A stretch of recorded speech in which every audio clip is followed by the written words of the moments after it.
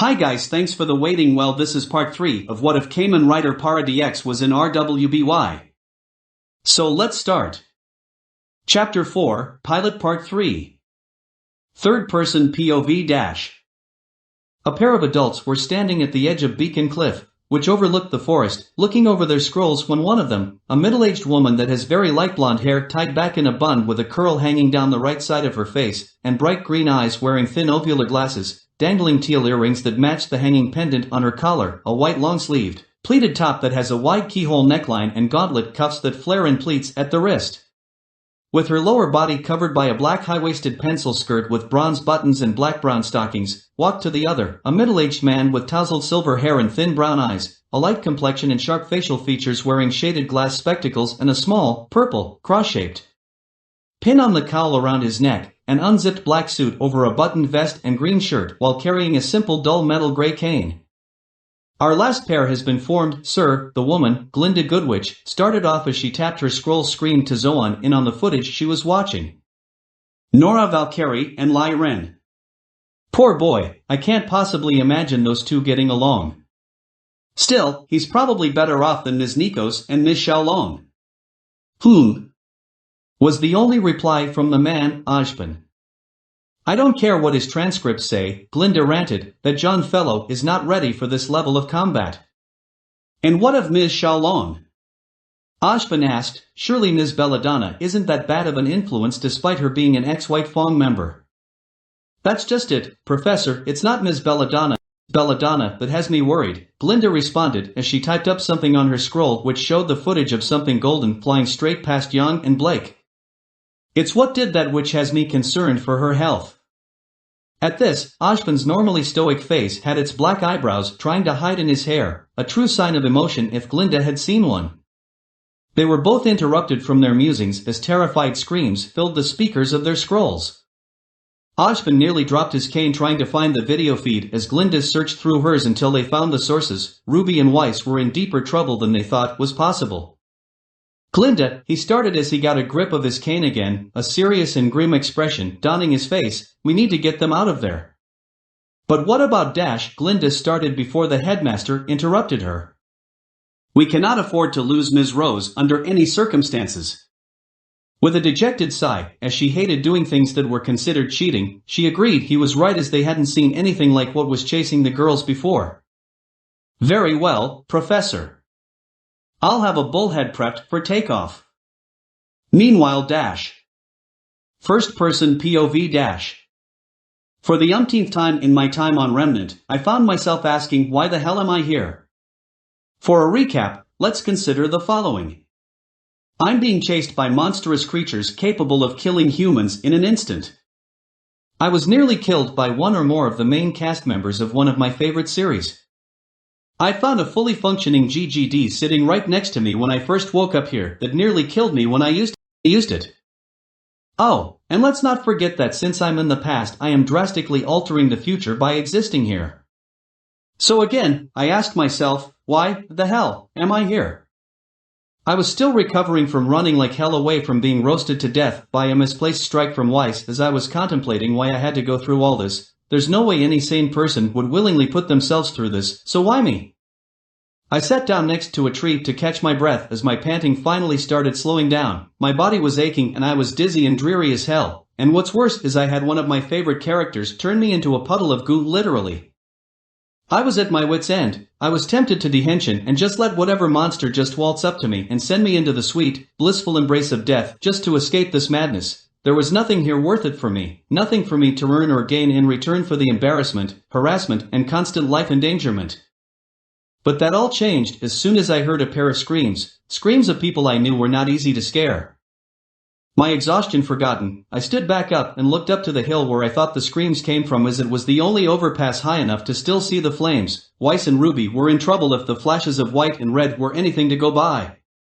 After seeing that, I looked around for a power-up I could use and found the perfect one to reach them in time as I punched it. Speeding up. As I dashed up the hillside, I kept thinking to myself that I had to get to them fast enough, that I had to keep them safe. Hold on, RWBY, Weiss, I said to myself as I ran as fast as my empowered legs could carry me. Help SA Kamen. with Blake and Yang Dash. The partners were following a dirt path that was leading them north as they discussed the recent happenings. I'm telling you, Blake, the blonde started, that was an alien. And I'm telling you that it wasn't, aliens don't exist, Blake retorted with a mirthful smirk without glancing at her partner. Yang grinned at her funnest friend before asking, then how else do you explain a yellow blur that can outspeed my little sister, whose semblance is literally speed? Maybe it's another student who has her semblance. At this, Yang crossed her arms under her bust and puffed her cheeks in annoyance as she looked away from the raven-haired girl. You're no fun, you know, she said to Blake, who merely rolled her eyes and giggled softly before replying. Keep telling yourself that. Yang took this a challenge as she smirked at the cat faunus. Then how about you prove it? 100 lean says that thing was from another world. Blake glanced down in contemplation as she tapped her chin before deciding on what to do. I think I can lose that much. She started before turning to her partner. Okay, Euro dash, she tried to finish but was interrupted by a pair of faint screaming that made her eyes go wide as she recognized the voices as RWBY and Weiss's. Due to her ears, she was able to hear the voice despite being so far away, but there was no mistaking one of the first people she met at Beacon. Oh no! She whispered in fear. Yang saw her partner's sudden distress and tried to pry into it by asking what was going on, but was left behind as the young girl ran off, leaving Yang to chase after her and calling out to her, Hey wait, what's wrong, kitty cat? It's RWBY, she's in trouble. That was all Yang needed to hear as she used Ember Celica to catch up with the faunus, an expression of seriousness seldomly seen on her face as she asked, Where is she? Blake nearly ran faster towards an overpass with smoke coming from behind it as she gave her answer, She's with Weiss, just follow me. With RWBY and Weiss dash. Weiss, duck. With that one warning, the Schneearis was able to avoid a catastrophic slash before using her glyphs to propel her away from her attacker. The creature blurred before appearing in front of the one who had warned its prey of its attack before swiping at the young girl who narrowly avoided the attack in a burst of petals that were speeding to catch up to Weiss. RWBY, what even is that thing? The Yaris asked her impromptu partner who could only shake her head. If you don't know what it is, then how should I know?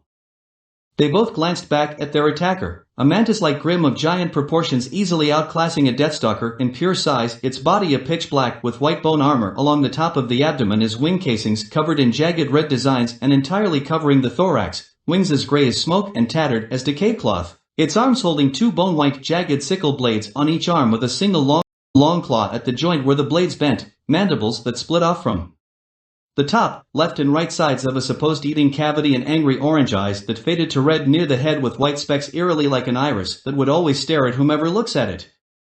This monstrosity was as terrifying as it was formidable as it could keep up with its prey with relative ease, swiping and slashing at them continuously in what one would assume were vain attempts at killing the two girls.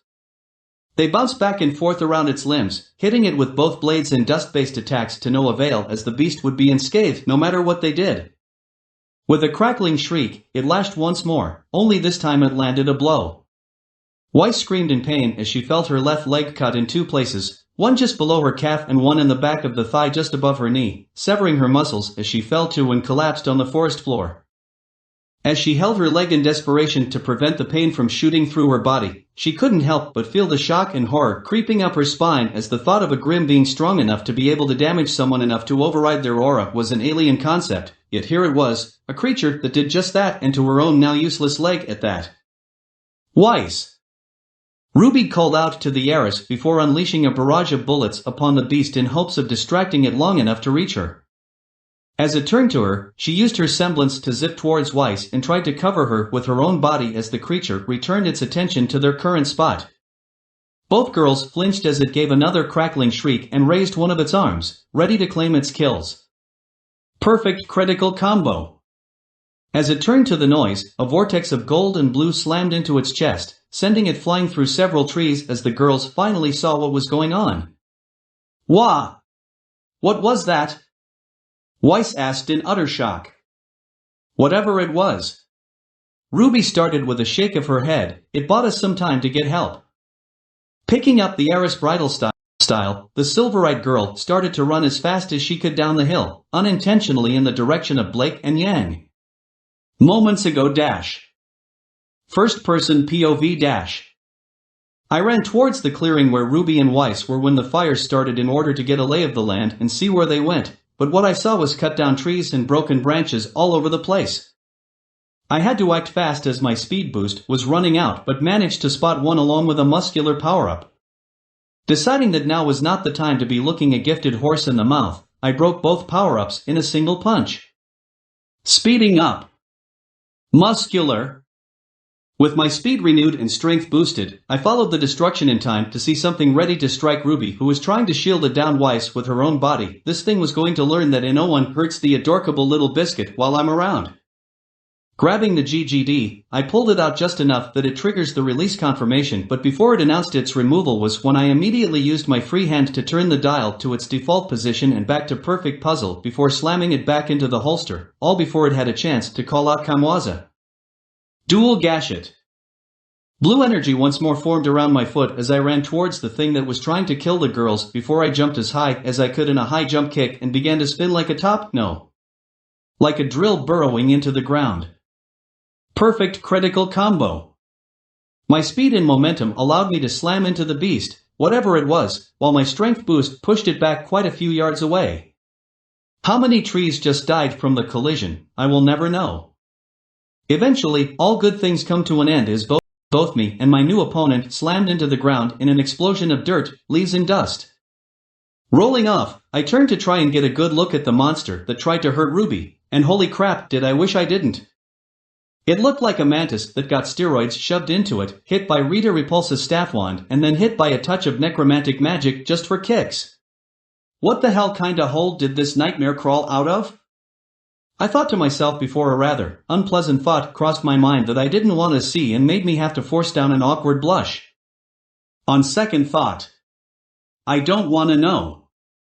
The Kamakiri asterisk, as I'm calling it, got back up and fully recovered before flying straight at me in a blur of black and white, swiping at me with its sickles as it closed in. With a hop, backskip, and a full-on backflip, I managed to avoid its initial attacks before it landed a blow and sent me flying into a tree. My health was showing a whole 25% taken by the damage. D-damn. This thing hits like a train. I summed up in my head, but before I could think on a strategy, I noticed two things. The first was that my speed boost was almost over, and the second was a violet disc with the image of a rider giving off a bright light, the emission power-up. Jumping off the tree and unintentionally headbutting the Kamakiri, I flipped over the bug and crashed onto the ground before trying to race to the power-up, only to get swiped away and taking another 15% of health off me. Damn it! I cursed my luck at the situation in front of me, if I could just reach it. Wait, I know, I can just summon it to me. Holding my hand out to the power-up, I willed it to move to me as I gripped the air and pulled toward me, causing the power-up to move with my hand. But the Kamakiri was having none of that as it effectively slapped me and made me send the power-up flying into a tree, shattered and destroyed. D-damn it! I cursed loudly, seeing my health drop another 20%, what's it going to take to beat you? My only answer was a crackling shriek as it flew at me once more, but this time I didn't have any speed boost to keep up. Meanwhile dash. Third person dash. Yang and Blake had only barely made it to the foot of the hill when they noticed a red flurry of rose petals flying towards them. Recognizing it as Ruby's semblance, Yang started to wave her little sister down and expected to see Weiss running behind her trying to catch up. What she saw, however, was the supposed Ice Queen in the arms of her partner clutching her left leg in pain, which was bleeding badly in 2 spots. "Ruby, are you okay?" was the first thing Yang concerningly asked before continuing to assault her sister with another question, "What happened to her?" Ruby shook her head, distraught at the situation before her, before replying, "I don't know." She set Weiss gently on the ground for a moment and started to check on her leg, but there was this giant Grim that attacked us and it did this to her. Yang looked skeptical, but Blake's eyes went wide as if remembering something horrible. "What do you mean a Grim did this to her?" Yang asked in disbelief. No Grim should be able to do that, and even if they did, her aura should be healing it up by now. "I don't know, alright." Ruby screamed in frustration. "All I know is what I saw happened and we need to help stop the bleeding, otherwise." "Does anyone have a fire crystal?" At this, everyone present looked at the raven-haired faunus in confusion before Weiss replied, "I in my pea pouch." RWBY immediately opened it up and dug her hand into the container before pulling out a bright red gem with an orange shine to it. "Here, Blake," she said as she handed it off to the girl, who then moved to the heiress' injured leg. "We'll need to cauterize the wounds," she started as she gripped the crystal in both hands. "Once that's done, she'll be able to heal on her own, but we'll still need medical support." With this, she snapped the crystal in two, a crackling noise being made as she did this before turning to Weiss and warning her, "This is going to hurt a lot worse than the actual wound itself, but please, try to bear with it." Weiss looked at the faunus in disbelief before asking, "Why are you doing this?" "I mean, I'm a Schnee and my father's company has done inhumane and politically unsavory things to the faunus, but you, Weiss, have not personally done any of that," she retorted before continuing. "The worst I've seen you do was badmouth a girl whom you had flung fire dust at by shaking a bottle and blaming her for causing it to explode, and try to act like an ungrateful brat. But I know what it feels like to be abandoned by someone you trusted, and I will not allow anyone to feel that way if I can help it, even you. After all, the sins of the parents are not inherited by the children." She moved the gem shards near the injury on her calf before warning her to brace herself and bite onto something. With that, Weiss merely grabbed RWBY's cloak, who tried to resist the action, and bit down on it after clumping it up just as Blake touched the two shards together to her injury. Screaming through the cloth as the burning pain shot through her body from her leg, Weiss couldn't help but think on what the faunus girl had said. The sins of the parents are not inherited by the children. Why is it, then, that I still feel guilty for what father has done? As she closes up the wound, Blake told the heiress that she was moving on to the next one before the shards run out of energy. Immediately so, she commits to the action and tries to, as quickly as possible, close up the wound with minimal pain.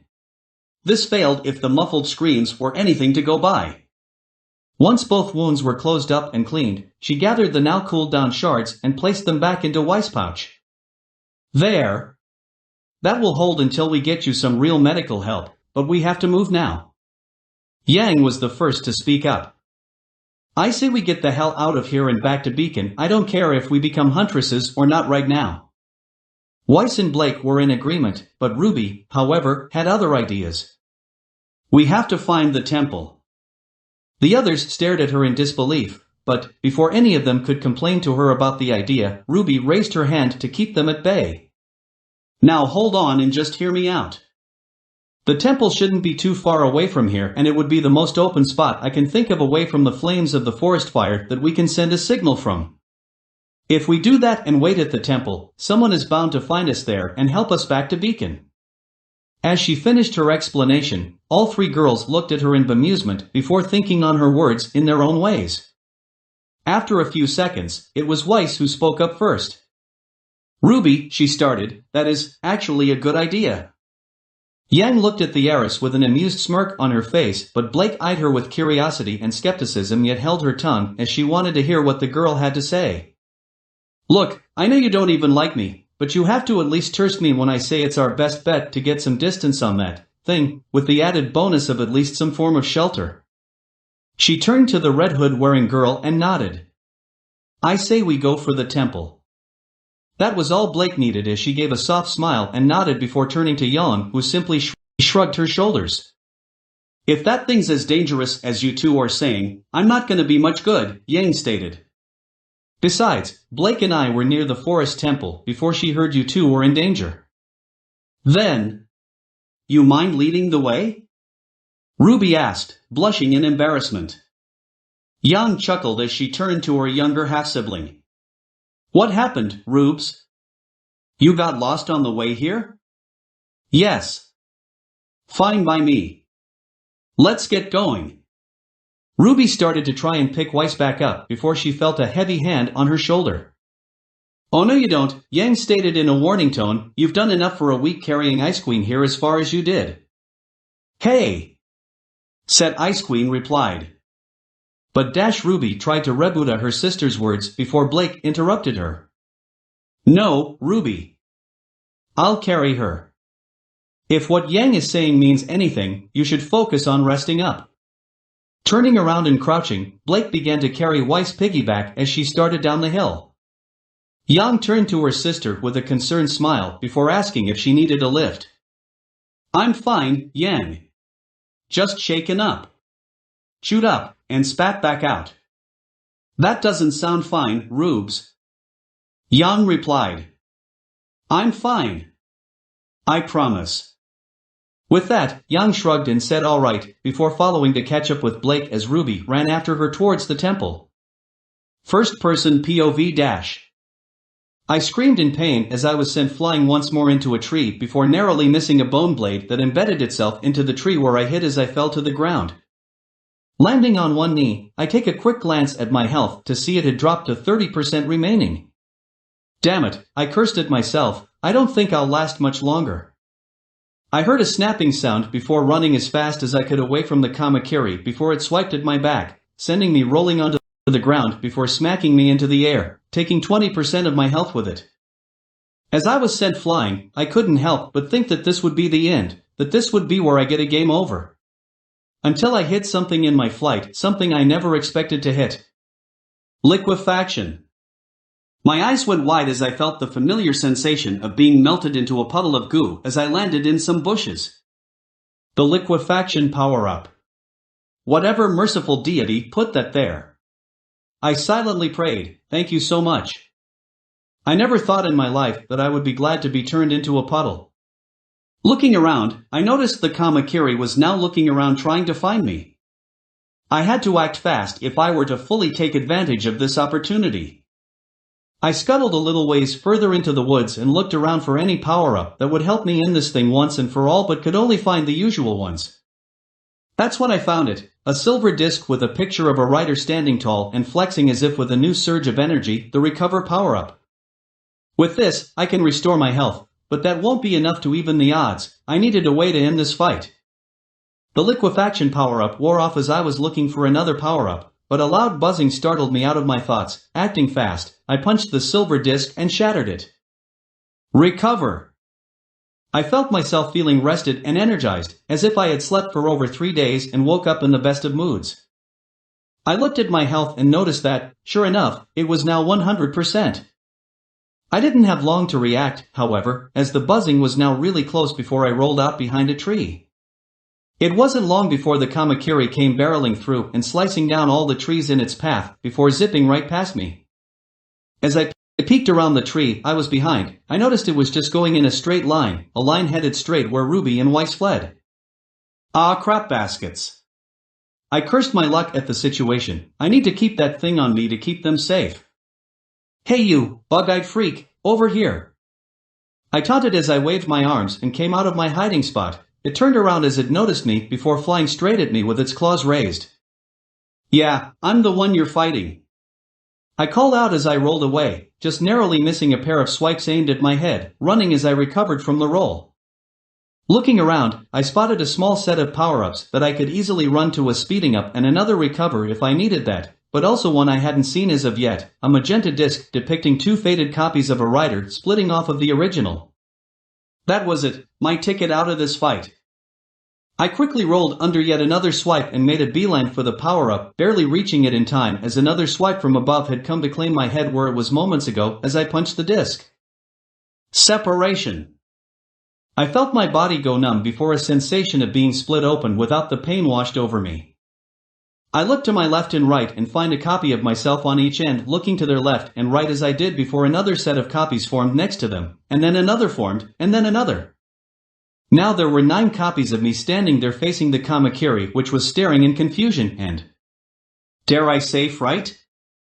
With this, I smirked at the monster and pulled the GGD completely out of the holster. What I didn't expect was the noise this would cause. Gashoon. That's right, all 9 copies of the GGD made the confirmation announcement at once. Oh God, it was loud. Holding the GGD close to my chest, I turned back to the Kamakiri that was now ready for another round. Too bad it wouldn't see that. Alright, it's time to finish this. All 9 of me shouted as we turned the dials on our GGDs to the default position and then back to perfect puzzle. Kaimwaza. The familiar standby noise started playing out, but 9 times louder now as we holstered our GGDs. Dual Gashet. With that announcement, blue energies surrounded our legs as we got into a crouching stance. Perfect critical combo. Eat this. We cried out as we ran to the Kamakiri as it charged us, but before we clashed, we jumped into the air and thrusted our glowing feet out in a flying kick shouting Kyurensa Kiku, *. With that, all 9 attacks landed on the monstrous Grimm's thorax which shattered under the pressure, causing all 9 of us to crash into the ground and merging back into one as the power of the separation power-up was drained by the finisher. As I became one again, the Grimm exploded into the black mist that was its essence as I stood up and absorbed it. All clear. I looked to my level and EXP bar to see the bar was climbing as the essence was absorbed. Eventually, it filled up and my level became 15, but it didn't stop. It continued until it had filled up again with my level becoming 16 and still continued to do so until it finally stopped at 4% into level 17, at which point it played the game clear music followed by the familiar leveling up announcement. Level up! With that, I pumped my fists into each other cheered. Woo yeah! Level 17 baby! Now I just gotta find the girls. Just as I had said that, I noticed a flare shooting up from the northern end of the forest and my eyes went wide as I remembered Weiss having to be carried by RWBY away from here. Crap, that's not a good SI dash I started before a growl interrupted me. Damn it, I cursed as an Ursa Major lumbered out at me, I don't have time for this. I removed the GGD and turned the dial to Knockout Fighter before pressing the button with a cry of Daihenshin. Before the confirmation announcement could play. Duel up. Explosion hit. Knockout Fighter.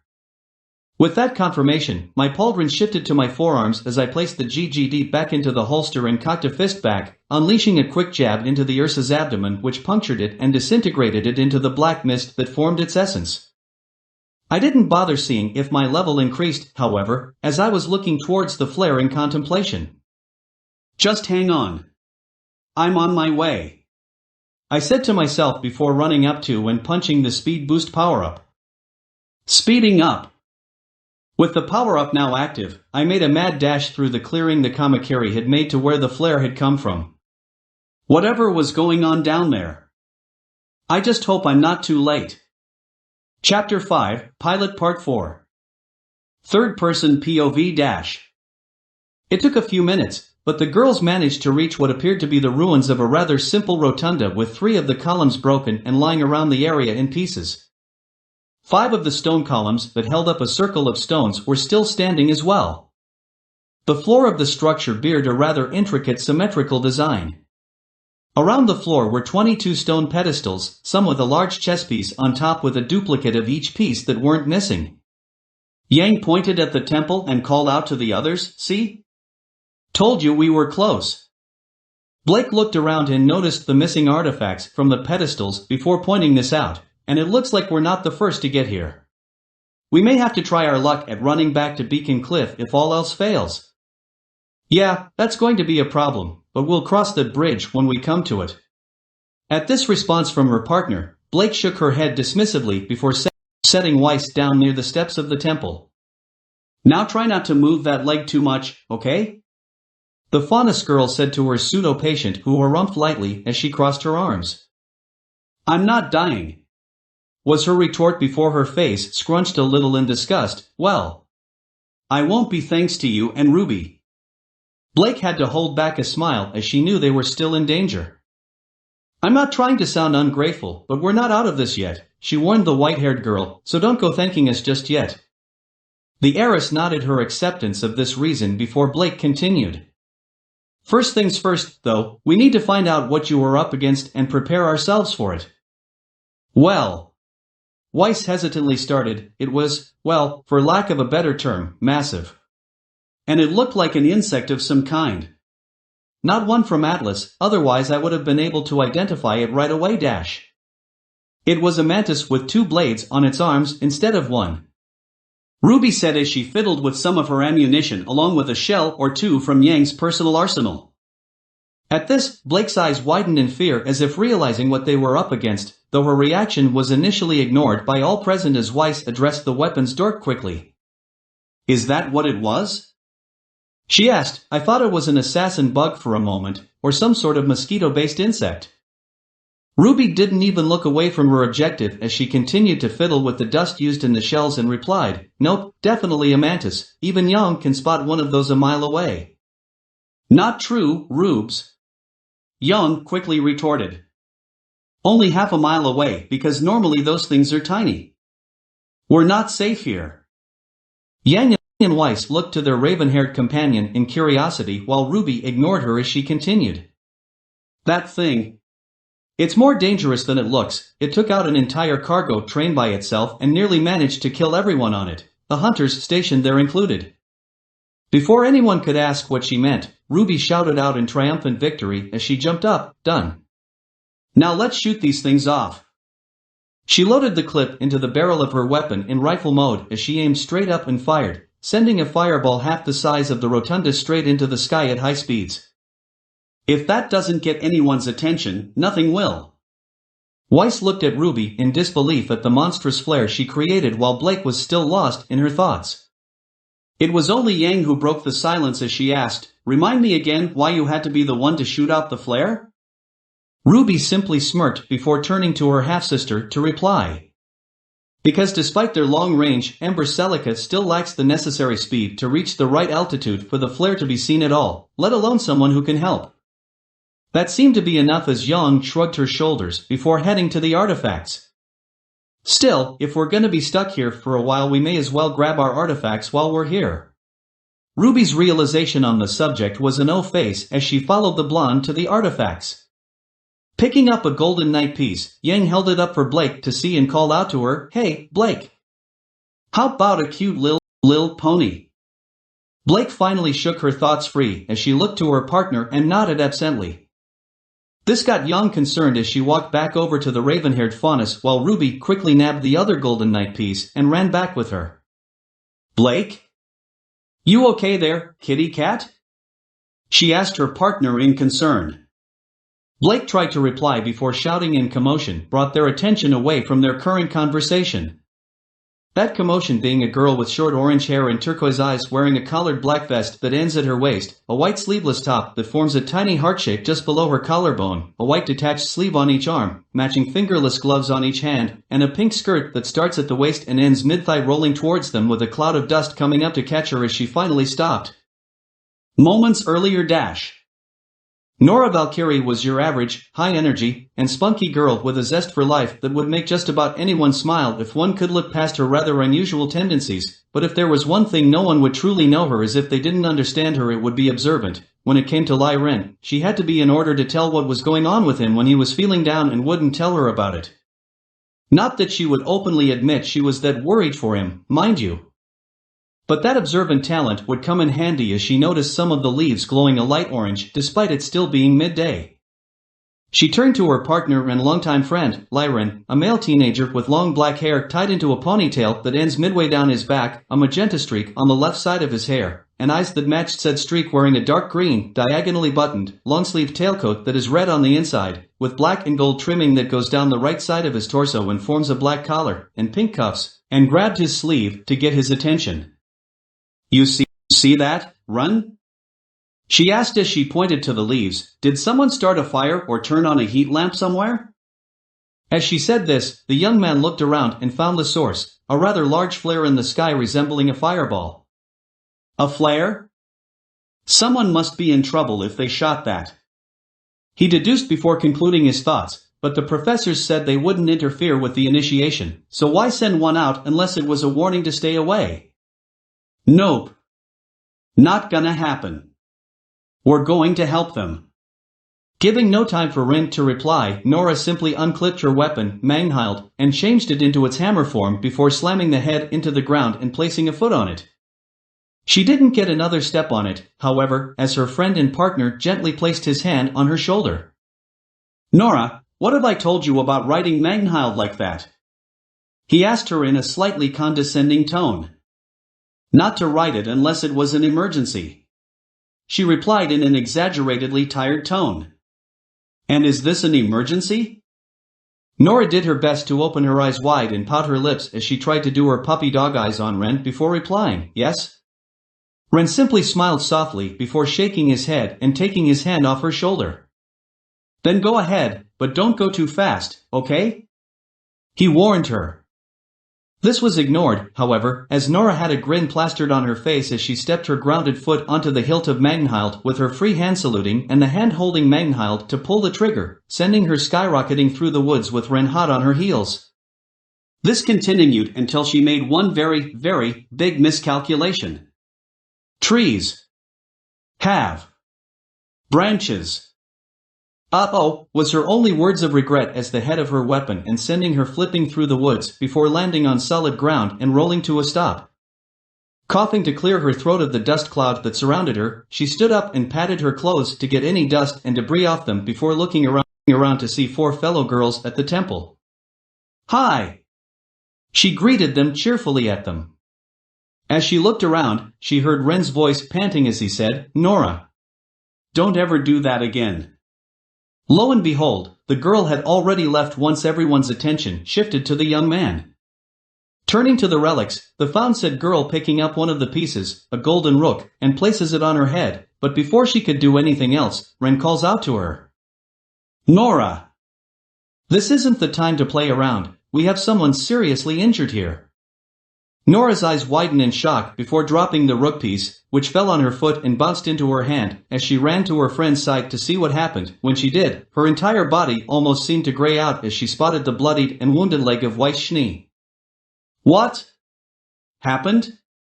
She asked, trying to keep herself calm, a storm of emotions going through her with the most prominent being fear and anger. A Grimm managed to do this.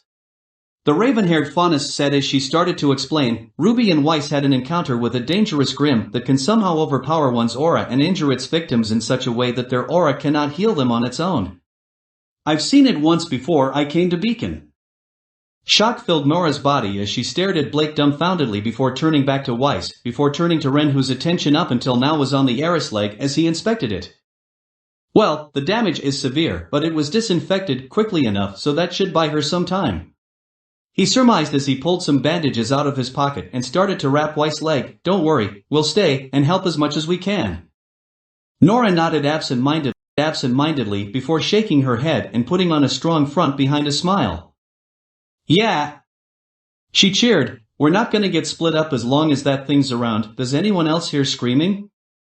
It was right at that point that they heard a faintly growing scream of someone before a red and white blur was sent barreling into one of the trees.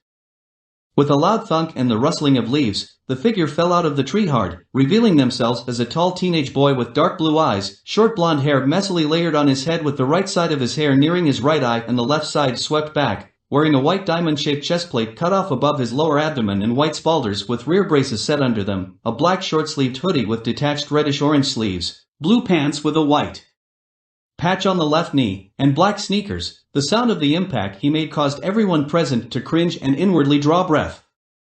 Oh. That's gotta hurt. Pointed out Yang as Blake simply asked, did that guy just fall from the sky? Nora shook her head before replying, nope, I think he was launched from a catapult, as she made a popping sound while pronouncing the P in nope. RWBY immediately zipped over to him after recognizing the figure to check up on him. John. Are you okay? She asked in concern. Her reply from him was a grunt as the boy simply put a thumbs up from his face-down position in the dirt before his hand slapped the ground. Well, vomit boy's alright, Yang declared before continuing. Now let's try to get out of here before something else crazy happens. Yang had unintentionally invoked Murphy's Law with that declaration. Just as that had happened, they heard a roar in the distance where John had came from. A girl with red hair and a waist-length ponytail and vivid green eyes wearing a light brown, strapless top split divided vertically with some bronze patterns, a low bronze v-neck, an elastic, black, A-line miniskirt with a red ankle-length drapery that wrapped around it, and in brown opera-length gloves on both arms with a bronze bracer on the left, elaborate bronze greaves that start below her mid-thigh, continuing downwards into her boots, and a pair of cuisses that begin mid-thigh and end slightly above her knees, was racing from the forest roughly in the same direction John went flying. She wasn't running to him, though, to be more precise, she was running away from something. On her tail, crashing through the trees as it gave chase, was a large scorpion-like grim with a jet-black exoskeleton underneath several white, bone-like plates upon its back, which are adorned with red markings. Did that girl just run all the way here with a Deathstalker on her tail? Blake asked in disbelief.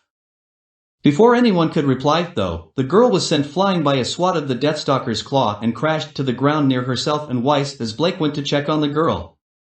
Great, the gang's all here. Yang exclaimed sarcastically, now we can die together. Not if I can help it. RWBY whispered to herself before dashing straight for the Deathstalker and unclipping her weapon as it transformed into its scythe mode. RWBY, wait! Yang called out to her sister, only to be stopped by Ren putting a hand on her shoulder. Hold on, we've got more company, he said as he pointed to the sky. It was too far away to make out all the details, but the silhouette was unmistakably a very large Nevermore. That's not good. Blake looked at the Nevermore, but Yang pulled her shoulder free and ran for RWBY who, well, let's just say she wasn't faring very well against the Deathstalker. When she first reached it, she fired a shot behind her and used the recoil to try and land a hit on the scorpion creature, only to be smacked away by its claw. She then tried to use her semblance to try and get behind it, only to realize she had worn herself out fighting the mantis grim from earlier, so she changed strategies and fired a few rounds at the creature's eyes which it blocked with its claws before using its tail for a long-range attack that the young girl narrowly avoided by shooting a recoil shot to send her backwards. With that, she started running as fast as her legs could carry her before hearing a roar that almost sounded like a raven's call. Looking up behind her, RWBY could see a giant raven-like grim with two finger-like clawed appendages at the joints of the wing and a white mask with red markings covering the top of its head with four orange eyes that faded to red staring at her. The grim stalled itself in the air before clapping its wings together, sending a volley of feathers that rained down on RWBY, all but one missing the girl and blocking off Yang's route to her, with the one nailing her cloak and pinning her to the ground. RWBY! Yang called out, get out of there! Clawing desperately at her cloak in a vain attempt at pulling it free, RWBY called back out to Yang, I'm trying. If there was ever a case where she regretted sewing her cloak onto her top, this would be it. She could only tug at her cloak as she saw the Deathstalker approach, with its tail poised to strike. RWBY! She shouted as she tried to reach for her sister, only to see a golden blur zip up to the Deathstalker. Meanwhile dash. First person POV dash. I ran. For how long, I'm not sure, but I ran for as long as I could, even after my speed boost wore off. Whatever was going on, I had to hurry and make it to them. I just had to. I'm not stupid, though. I know I cannot save everyone, but would it be any worse than if I never even tried? I cannot save everyone, but if I really have messed up history as badly as I think I did, then it's my duty to take responsibility for it, to protect this new timeline and this new world. To become Remnant's Kamen writer. I passed up a speeding up disc as I came up to a clearing that gave me a good view of where the flare had come from. In it, I saw dilapidated ruins that held 6 teenagers my age or older, with one of them, a white-haired girl I could recognize as Weiss, even from this distance, lying on the ground.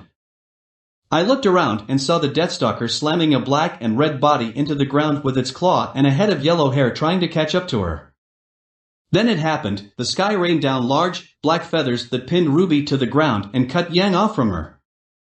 Seeing the Deathstalker crawling up to RWBY left me no choice but to personally intervene as I punched the disc and dashed straight for the Deathstalker. With a battle cry of AQ's asterisk, I cocked back a fist and prepared for the worst. Third person POV dash. This was it, the end of her career as a huntress in training, the end of her life, the end of RWBY Rose. As the young girl clenched her eyes shut in lieu of the impending fatal blow, she heard something. AQ's.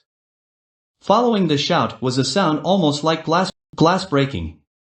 She thought she had been hit, and the sound was her ribcage shattering, but instead of pain, she felt nothing. She opened her eyes wide and looked to the Deathstalker to see what had happened as time for her seemed to slow down. What she saw was something out of a child's storybook.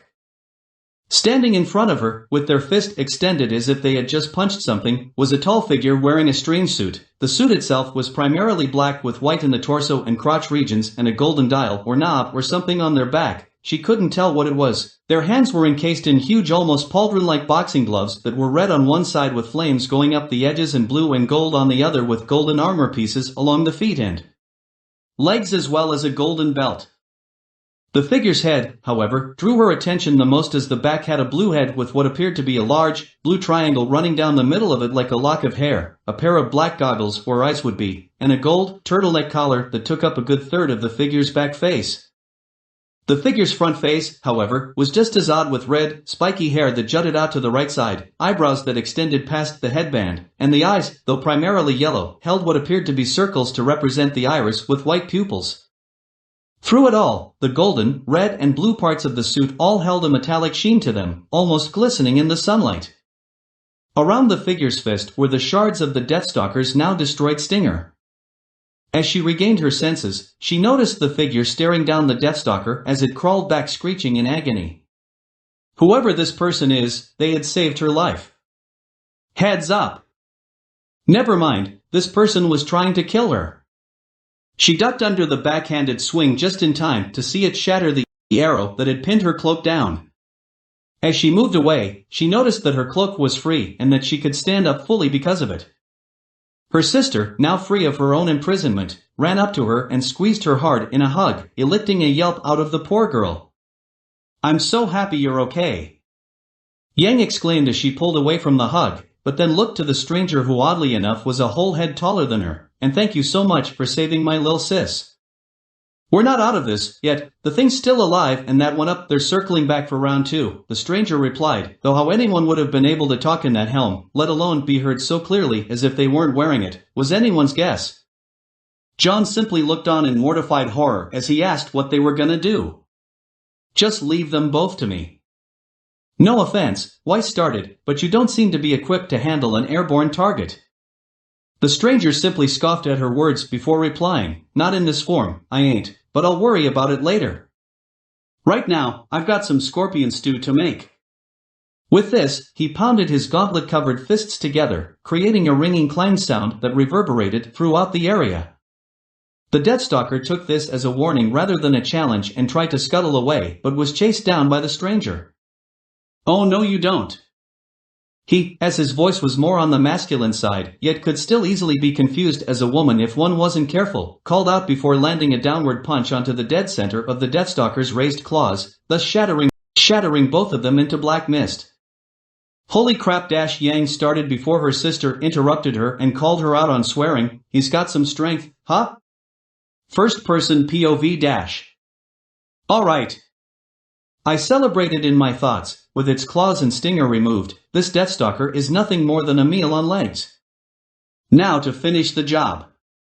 I gripped what was left of its arm and twisted my body so that I could fling the Grim over my back and onto its own back. With that done, I jumped on top of its underside before grabbing the GGD and barely pulling it out enough to turn the dial back to its default position and then into Knockout Fighter before slamming it back down without it calling out Kanwaza once again. Dual Gashet. Knockout Critical Smash.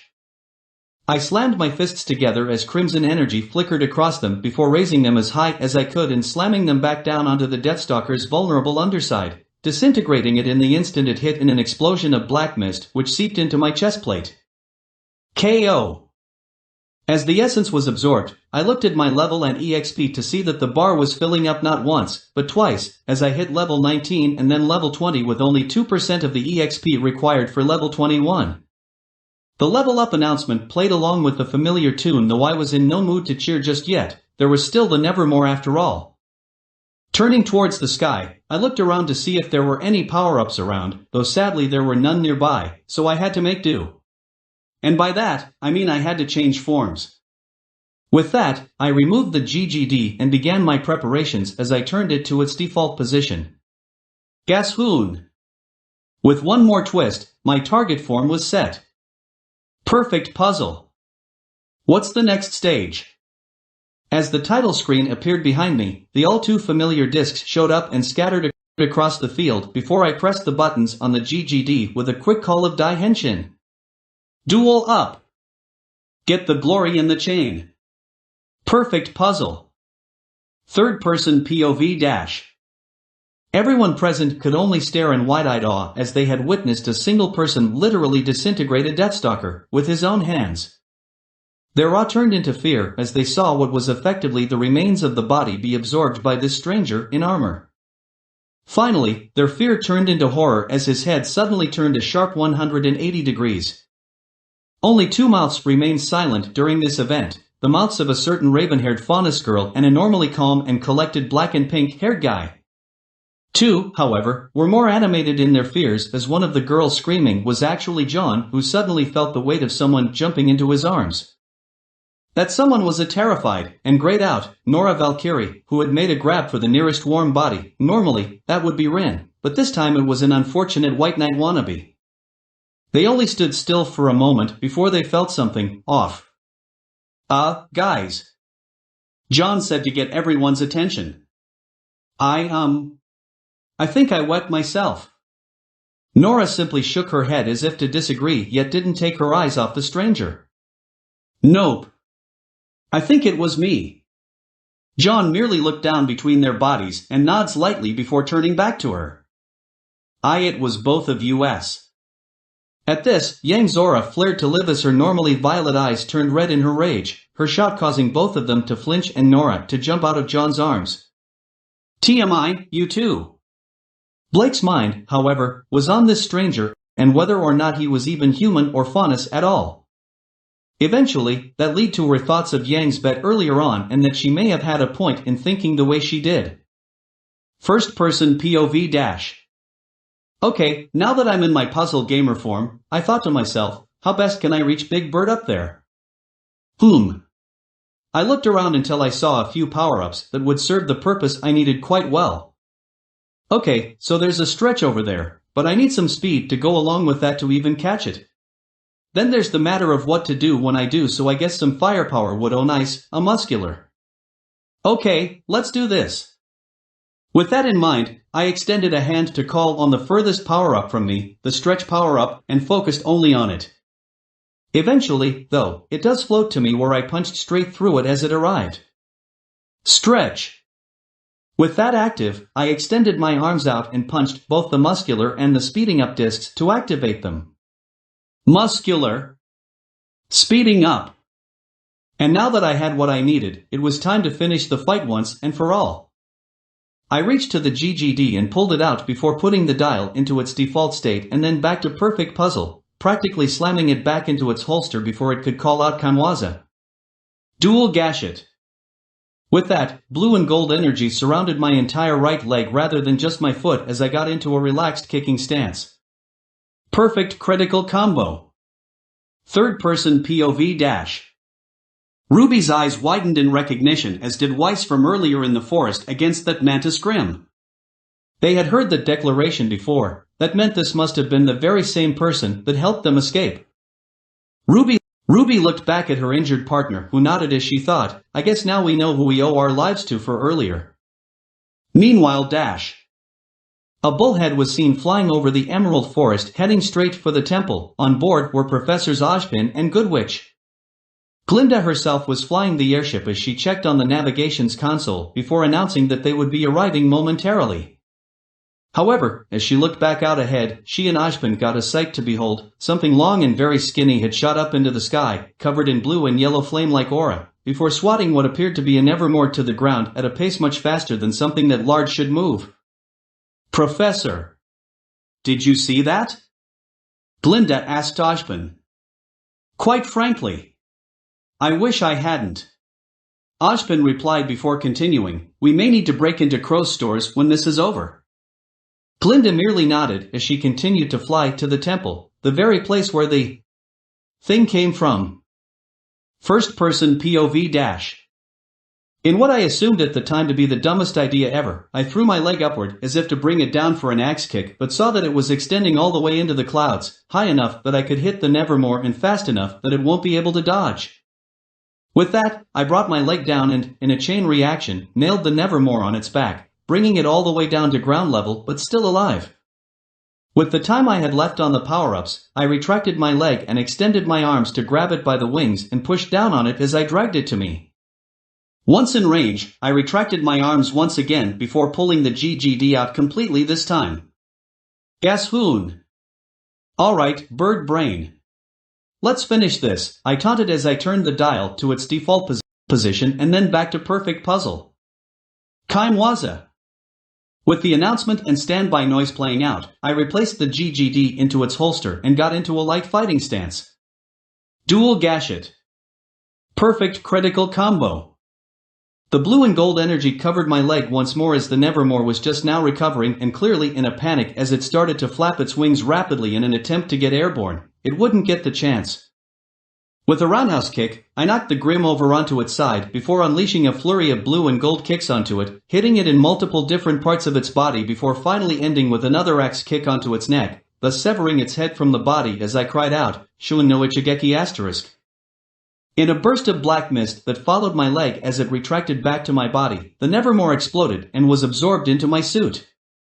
All clear. I looked at my level thinking I wouldn't be hitting past 20 once all that essence got absorbed, but to my surprise it climbed all the way to level 21 with 80% left until level 22. As the level up announcement played, I sighed in relief before turning back to the others, who were just staring at me like I'm some kind of monster or freak show. Oh. I thought to myself, Lucy, you've got some splainin' to do. Third person POV dash. Glinda had barely managed to land the bullhead near the temple when the onslaught came upon the Nevermore. Never before had she seen a Grim dispatched so handily, especially one that size. Ashbin, however, had other things on his mind as he simply hopped out of the bullhead. Is everyone here alright? He asked. None of the students had even heard the bullhead come in and land, and almost none of them heard him address them except for Ruby, who broke from her trance and ran up to the headmaster. Professor Ashbin, Weiss was hurt by a Grim attack, she all but blurted, her aura was up and everything and it. She motioned to the young girl laying on the ground. Look! He looked at the leg from afar and nodded his head slightly before turning to Ruby. It seems, Ms. Rose, that you and Miss Schnee were attacked by a rogue Grim that had went missing a few days prior, one that had been responsible for a near massacre, he began to say before closing his eyes, to say that I'm surprised that both of you are still living and only one of you is walking out of here with nothing but a scar while the other is nearly unscathed would be an understatement. You are both to come with me and Professor Goodwitch immediately. Hearing this snapped yawn out of her thoughts and her voice caused a chain reaction that drew everyone's attention from the stranger. Hey now hold on. I thought you said the teachers weren't going to get involved. Isn't this exactly what you weren't going to do? Glinda glared at the hot-headed blonde before answering her question as curtly as possible. While that was the intention, Ms. Xiaolong, I'm afraid certain circumstances made it too dangerous to leave the students completely unsupervised. That Grim Professor Ashbin mentioned was only part of the reason we came out here. The other happens to be your savior, I suppose? Came the quick reply of the headmaster as he looked at the stranger. Now then. I don't suppose you would be willing to come peacefully and tell us your name, would you?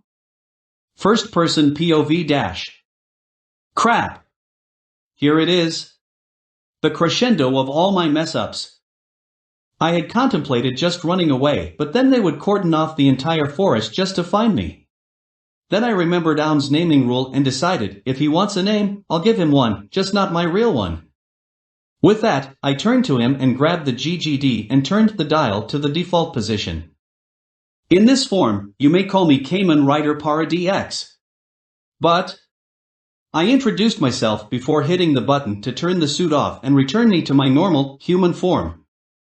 In this form, you may call me Dichro Spectrum. To be continued.